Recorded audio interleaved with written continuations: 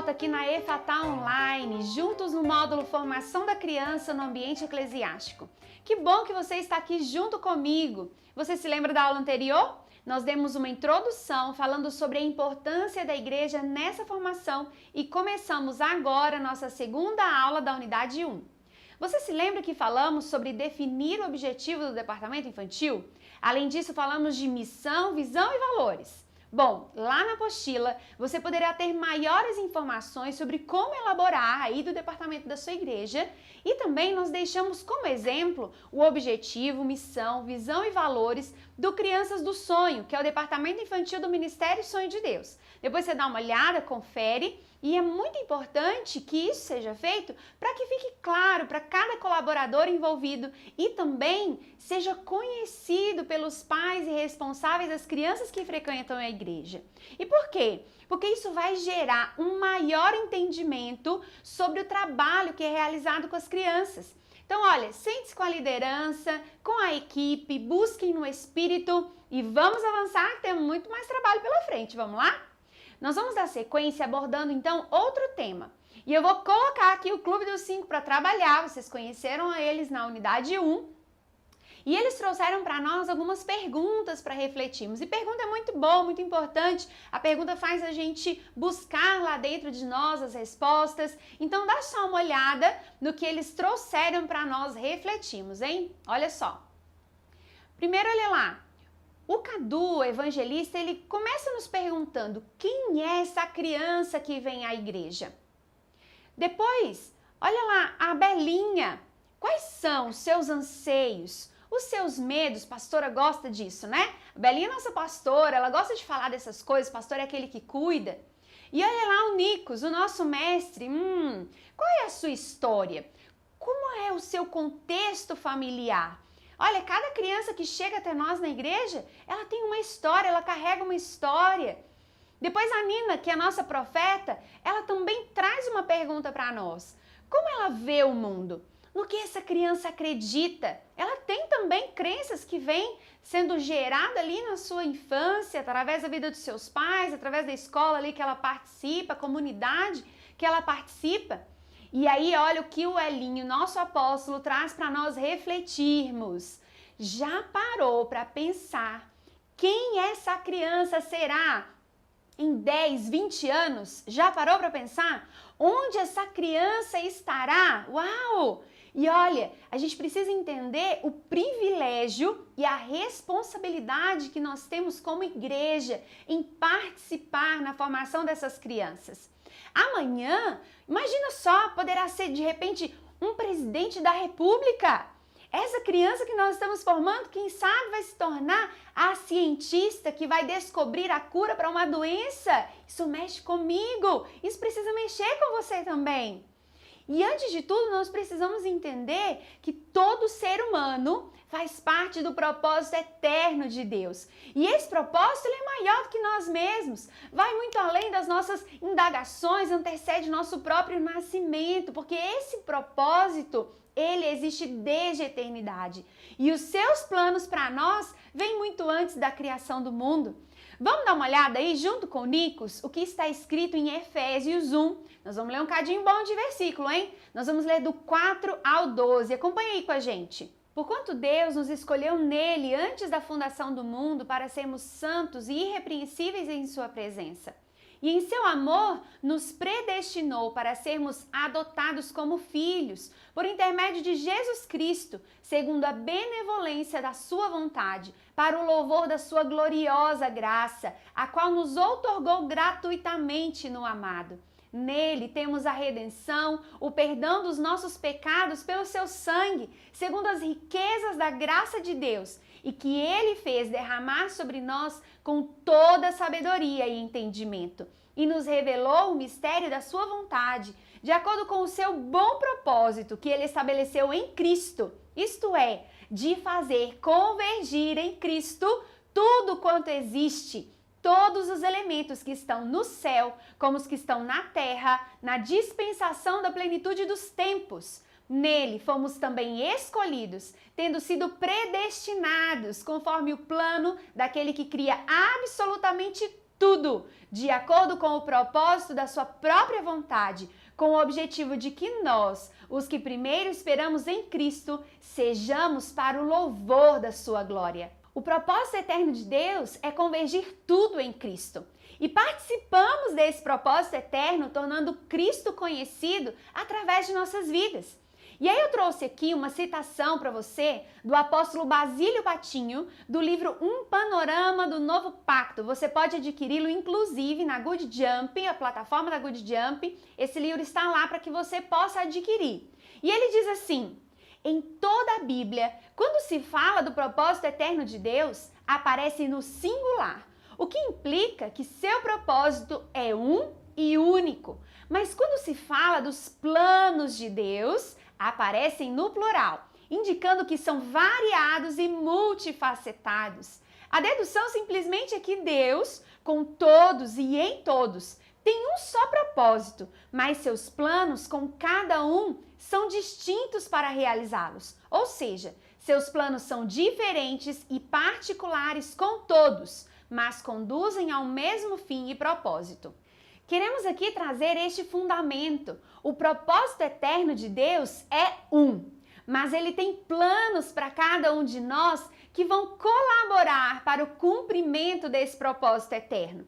Deus sonhou com cada um de nós antes da fundação do mundo e, a seu tempo, nos trouxe à existência por meio de nossos pais biológicos. Seus planos vêm antes de sermos formados no útero materno, como Ele mesmo disse ao profeta Jeremias. Vamos ler? Antes que eu te formasse no ventre materno, eu te conheci. E antes que saísses da madre, te consagrei e te constituí profeta para as nações. Ele nos formou de modo especial e admirável para louvor de sua glória. Vamos ler o que o salmista diz no Salmo 139? Acompanha aí comigo. Tu criaste o íntimo do meu ser e me teceste no ventre de minha mãe.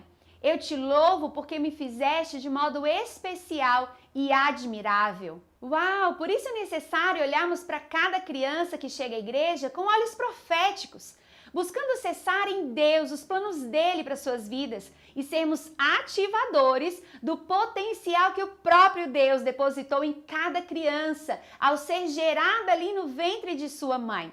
É como uma semente, não é mesmo, Nina? Olha só o que a Nina trouxe para nós.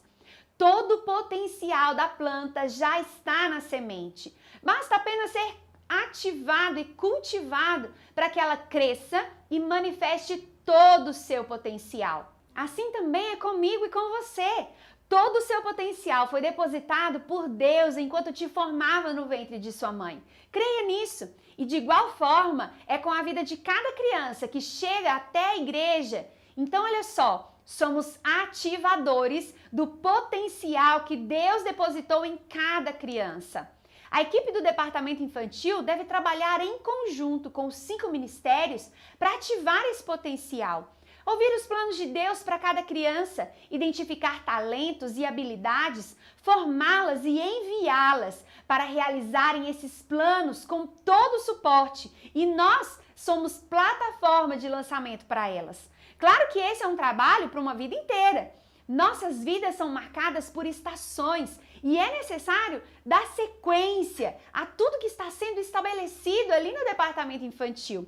Então isso daí vai continuar ali com a equipe dos adolescentes, com os jovens, e essa formação segue. Nós ainda somos formados, estamos sendo formados, Cristo está sendo formado em nós. E para compreender melhor a criança que chega até a igreja, é necessário nós buscarmos conhecer quem é essa criança, em qual contexto familiar ela está inserida, quem cuida dela. A família é um lugar muito especial, preparado por Deus. A família é um lugar de vida, de acolhimento, de aconchego, respeito, amor, ativação de potencial, direção de destino. Mas nós sabemos que também em muitas famílias disfuncionais, esse também pode ser um lugar de morte, de solidão, de desamparo, de rejeição, de abandono, de tristeza. E olha, é na família que se inicia a construção da identidade de uma criança, seus temperamentos psicológicos e comportamentais, né? Tudo por meio ali da educação, da transmissão de crenças, da cultura, dos valores, os princípios morais que vão nortear os seus comportamentos. E olha, historicamente, a formação das famílias sofreu muitas mudanças estruturais, refletindo também nos aspectos biopsicossociais. Então é possível identificar na família conflitos, sentimentos ambivalentes de amor e ódio, variedades de configurações familiares em sua formação, gerando traços de angústia, sofrimentos na alma, que geralmente são transferidos por gerações. São fatores que, inclusive, podem gerar alteração na estrutura genética da pessoa. E não somente nas famílias da atualidade, mas nós vemos isso nas gerações passadas, inclusive nas famílias retratadas na Bíblia. Nós vemos também esses conflitos existenciais vivenciados ali por pessoas que a Bíblia traz para nós. Então, olha, a Belinha trouxe aí para nós algo importante, uma reflexão a respeito do contexto familiar, a importância de conhecermos quem é essa família que vem junto com essa criança à igreja. É muito importante avaliar o contexto familiar que a criança está inserida. Assim será possível compreendê-la melhor, verificar o que está por trás de seu comportamento e emoções que expressa através da linguagem verbal e não verbal. Então, por exemplo, uma criança, imagine só, uma criança que era filha única por 5 anos, de repente a mãe engravida.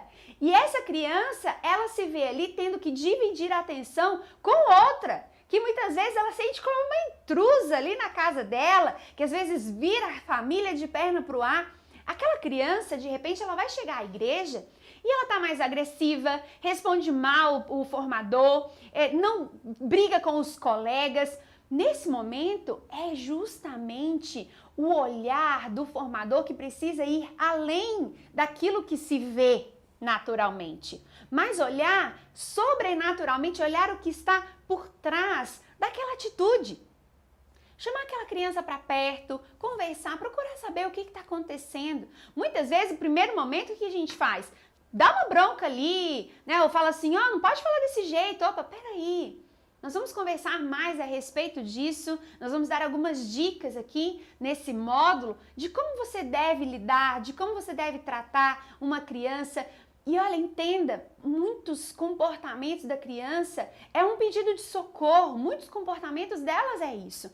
Olha, eu vou dar um exemplo aqui para você de como você pode chegar no que está por trás desse comportamento. Então você viu ali que aquela criança está mais agressiva, em vez de simplesmente chamar a atenção dela ali na frente da turma, depois que conseguiu ali dar aula, ou de repente, se for necessário até mesmo interromper a aula, nós vamos falar mais sobre isso, propõe um desenho. Vamos fazer um desenho, crianças? Entrega um papel para cada uma e pede para fazer o desenho de um personagem. E ali você vai falar para ela o seguinte, olha, dá um nome para esse personagem. E aí a criança vai dar o nome para ela. Agora eu quero saber de vocês o que esse fulaninho, que é o que ele deu o nome para o personagem, o que ele está sentindo hoje? Como é que ele está hoje? Olha, provavelmente a criança vai projetar naquele personagem como ela está se sentindo. Se de repente você perguntar para ela diretamente, ela não vai saber falar. Mas se você traz para esse lúdico, se você traz essa estratégia do desenho, provavelmente ela vai projetar ali. E ali você pode explorar um pouco mais isso. É mesmo? E por que ele está se sentindo assim? O que está acontecendo com ele? Como que é lá na casa dele, hein? E ali você vai puxando a conversa e de forma leve, sem expor, porque aí tá todo mundo falando, mas uma luz se acendeu ali. E depois disso, você pode levar até o líder do departamento, levar até o líder da igreja. Se for necessário, trazer essa família para perto, chamar os pais para conversar, procurar saber o que está acontecendo e ali você ministrar essa família, ajudar essa criança que por trás daqueles comportamentos, na verdade, está pedindo um socorro. E aqui eu trouxe apenas uma estratégia, uma sugestão para poder ajudar você que é tão importante entender que sempre há algo por trás de determinado comportamento da criança e é necessário nós identificarmos para podermos ajudar. E aí chamar a família, ministrar com os pais e inclusive, se for necessário, encaminhar também para um acompanhamento profissional, porque muitas vezes tem cuidados que vão além de cuidados daquele primeiro momento ali, né? Tem o cuidado espiritual que muitas vezes precisa ser ministrado de forma mais de perto, trazer ele ali mais para perto, e tem também questões às vezes nutricionais, psicológicas, pedagógicas, então é muito importante esse olhar atento. Ainda nesse contexto é muito importante nós entendermos também o cuidado com crianças com necessidades especiais.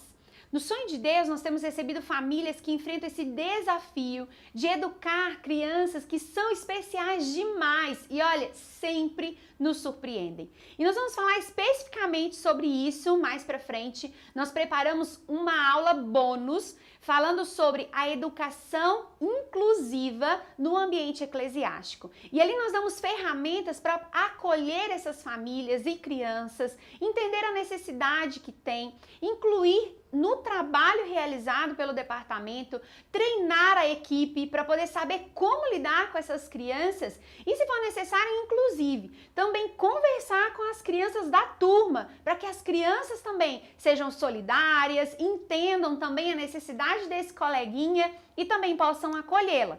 Então, olha, espero você lá na aula bônus, um bate-papo super bacana com a Rose, e vai ser muito importante, são ferramentas que nós vamos trazer para que você possa também saber como atuar com essas crianças que são tão especiais e que chegam até nós. Então esteja atento a essas questões do contexto familiar, e eu quero continuar trazendo a respeito disso aqui. Numa família funcional, é possível identificar com clareza o efetivo papel dos pais na formação e na educação da criança.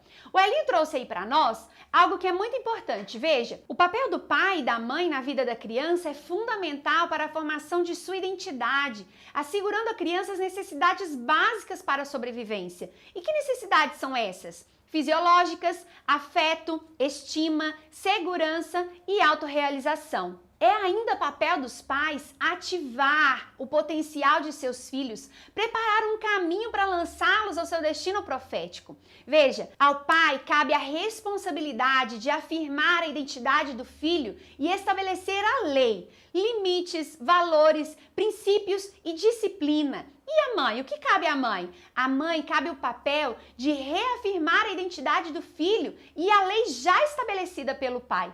Nesse contexto, a criança será preservada de conflitos e dificuldades na formação de sua identidade e será preparada para se relacionar com as pessoas no âmbito social, além de apresentar um caráter idôneo, comportamentos adequados que demonstram equilíbrio emocional, valores morais, éticos e respeito ao próximo. Mas sabemos que essa não é a realidade de muitas crianças. Muitas chegam à igreja com a família, gente, totalmente desestruturada. É o pai que abandonou, a mãe que está em depressão e de repente desconta ali no filho, crianças que moram com os avós, crianças que foram adotadas, né, e muitas vezes se sentem ali preteridas. São inúmeras situações, inúmeras histórias que nós nos deparamos, como talvez possa ter sido a sua história, como foi a minha história. Eu sou filha de pais separados, mas nós como igreja somos restauradores de vidas, levando cada filho de Deus a ter a revelação de sua verdadeira identidade em Cristo. Em Cristo, nós temos uma nova história. Ele se torna a nossa vida e muda a nossa história. A minha história foi mudada por Ele e eu tenho certeza que a sua história também.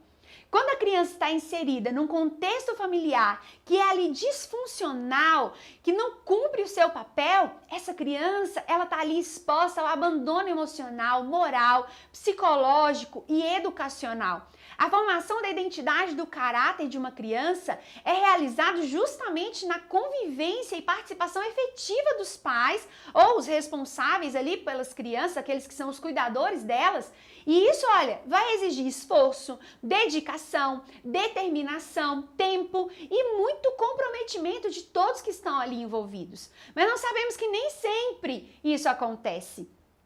Eu trouxe aqui, olha, a pastora Ilma Cunha, ela é uma terapeuta familiar e ela escreveu o livro Família, Lugar de Refúgio ou Campo de Batalha. Não sei se você conhece, se você ainda não conhece, nós indicamos como uma leitura complementar. E ela diz que sem a presença segura e afirmadora do pai, o filho fica sem direção, sem senso de orientação e de propósito. Olha que forte isso! Diante dos desafios da vida, o filho não tem segurança interna para tomar decisões. A criança que é formada por uma família disfuncional poderá, na sua vida adulta, acompanhe no slide, olha, apresentar traços de dor e angústia, dificuldades na construção de sua identidade, conflitos nos relacionamentos interpessoais e até em seu relacionamento com Deus. Muitas vezes identificamos adultos com dificuldade de reconhecer a paternidade de Deus e inclusive de respeitar a autoridade de líderes espirituais. E por que isso? Como consequência mesmo da falta na construção de sua identidade, dessa transmissão de valores, princípios, leis e até mesmo limites. Então, a pastora Ilma, ela também, no seu livro, ela afirma que os filhos, eles precisam do governo paterno, de suas leis, suas diretrizes, da aprovação, do reconhecimento, daquela palavra que motiva, do olhar de admiração. Sem esses investimentos e limites bem demarcados, eles não constroem seu quadro interno de valores para escolhas morais, intelectuais e espirituais de forma adequada à preservação da vida. Muitos pais têm renunciado a essa responsabilidade de preparar seus filhos para a vida e acabam deixando de ser balizadores para os seus filhos. E com isso, esse lugar de formação e transmissão de valores fica defasado. E aí abre espaço para sentimentos de rejeição, de orfandade.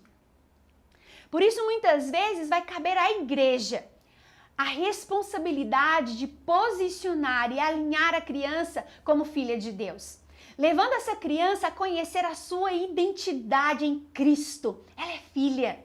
Precisamos buscar no Espírito Santo os planos de Deus para a vida de cada criança, para então podermos identificar o seu potencial, ativar esse potencial, acompanhar essa criança em seu crescimento, formar o caráter de Cristo nela.